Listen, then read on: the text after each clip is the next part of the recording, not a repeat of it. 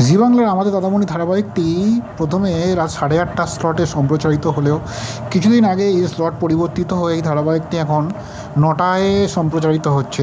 তবে 10ই মার্চ থেকে স্টার জলসায় সম্প্রতি শুরু হয়েছে ধারাবাহিক গঙ্গা, যে ধারাবাহিকে অভিনেত্রী হিয়া মুখার্জি এবং সাহেব ভট্টাচার্যের সঙ্গে প্রথমবার জুটিতে দেখা যাচ্ছে। আর প্রথম সপ্তাহতেই এই ধারাবাহিক কিন্তু টিআরপিতে বেশ ভালো ফলাফল করেছে।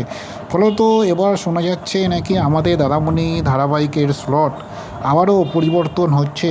তাহলে কি গঙ্গা ধারাবাহিকের চাপেই এবার স্লট পরিবর্তন করতে বাধ্য হচ্ছেন নির্মাতারা? এই প্রসঙ্গে এই ধারাবাহিকের কলাকুশলীদের সঙ্গে যোগাযোগ করা হয়েছিল। এই ধারাবাহিকের অভিনেত্রী অনুষ্কা চক্রবর্তীর সঙ্গে সংবাদ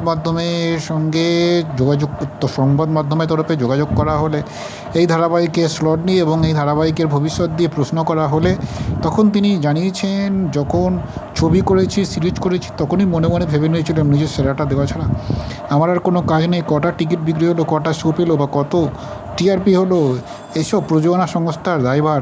আমরা প্রত্যেকেই নিজের সেরাটা দেওয়ার চেষ্টা করি, এবারও তাই করব। কিন্তু তাই বলে কি আমাদের চিন্তা হয় না? অবশ্যই হয়, কিন্তু সেটা পেছনে ফেলে কাজটা যতটা সম্ভব ভালো করে করবার চেষ্টাই আমরা করি।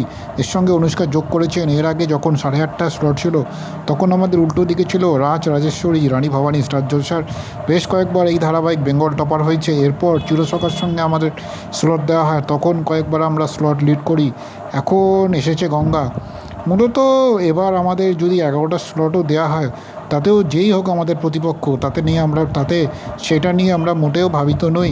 আমরা আমাদের কাজ নিয়েই মোটামুটি সকলেই আমাদের সেরাটাই দিতে বদ্ধপরিকর। পাশাপাশি এই ধারাবাহিকের ভবিষ্যৎ নিয়ে প্রশ্ন করা হলে এই ধারাবাহিক কি শেষ হচ্ছে, এই প্রশ্নের উত্তর সরাসরি উড়িয়ে দিয়েছেন অনুষ্কা চক্রবর্তী। অনুষ্কা জানিয়েছেন এই সংবাদ সম্পূর্ণ মিথ্যে বা ভিত্তিহীন, কারণ এই মুহূর্তে এই ধারাবাহিক বন্ধ হওয়ার কোনো রকম সম্ভাবনা আর কথা প্রযোজনা সংস্থার তরফ থেকে অন্তত তাদেরকে জানানো হয়নি।